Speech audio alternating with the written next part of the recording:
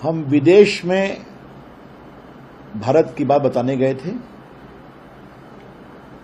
और जो वहां भारतीय हैं उनको अपनी बात भी बताने गए थे।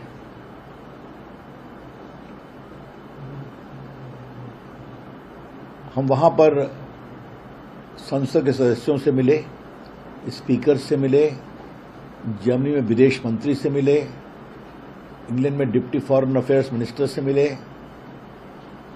इंग्लैंड में डिप्टी होम मिनिस्टर आप कह सकते हैं उनसे मिले,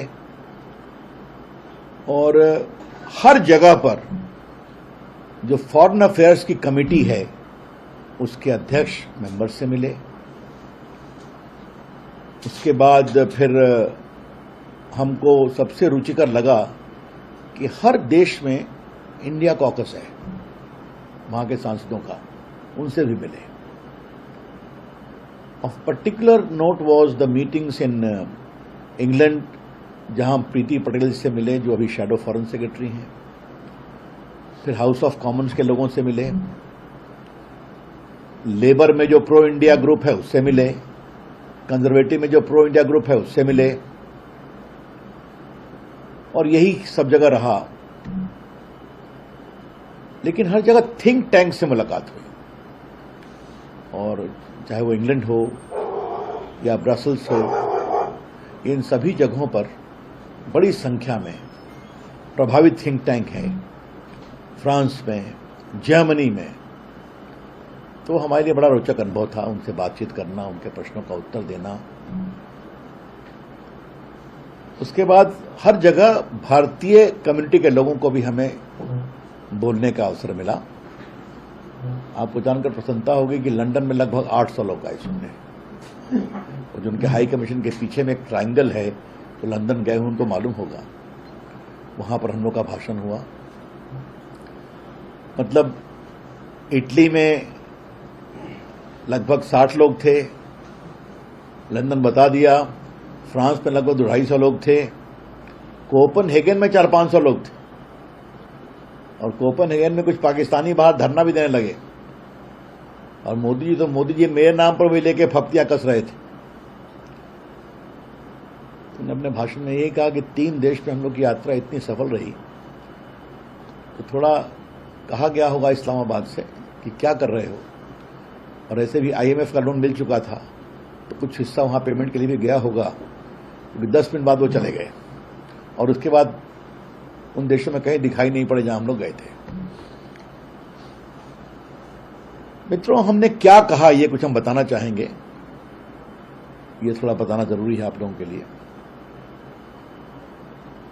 हमने भारत पाकिस्तान के ऐतिहासिक परिवेश को रखा।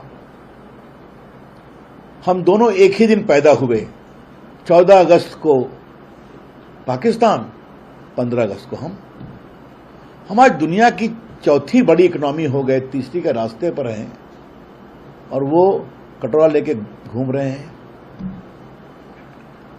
हमने ये भी बताया कि 4 बार हम कन्वेंशनल युद्ध लड़ चुके हैं। We have fought 4 conventional wars, 48, 65, 71 and Kargil war in 99।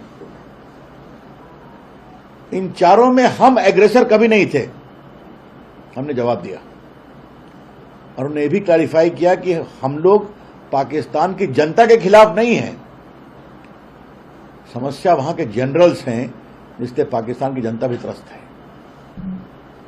हमने ये भी बताया कि इन चारों युद्धों में एग्रीमेंट हुआ, UN का 48 में, 65 में ताशकंद, 71 में हमारे शिमला, और बाकी 98, 99 के बाद फिर अटल जी ने कोशिश की। हर बार वही सिलसिला निकला। दूसरी बात हमने बताई कि कोई भी राज हो, पाकिस्तान से रिश्ते सुधरें, ये सभी सरकारों ने कोशिश किया है। नरेंद्र मोदी जी ने अपने शपथ ग्रहण में नवाज शरीफ को बुलाया, उनके ग्रैंडसन की शादी में भी चले गए थे, फिर उरी हुआ, फिर आपके पुलवामा हुआ, और अब ये हुआ। हमने उन लोग को एक विशेष रूप से बताया कि Pakistan is not only A state in denial, लेकिन पाकिस्तान में मिलिट्री टेररिस्ट नेक्सस जो है ये बहुत बड़ा डेडली एक्सप्लोसिव कॉम्बिनेशन बना है। और हमने जब इतिहास की बात कही तो ये भी कहा कि लगभग 55 साल 60 साल तक पाकिस्तान जनरल्स के हाथ में रहा है।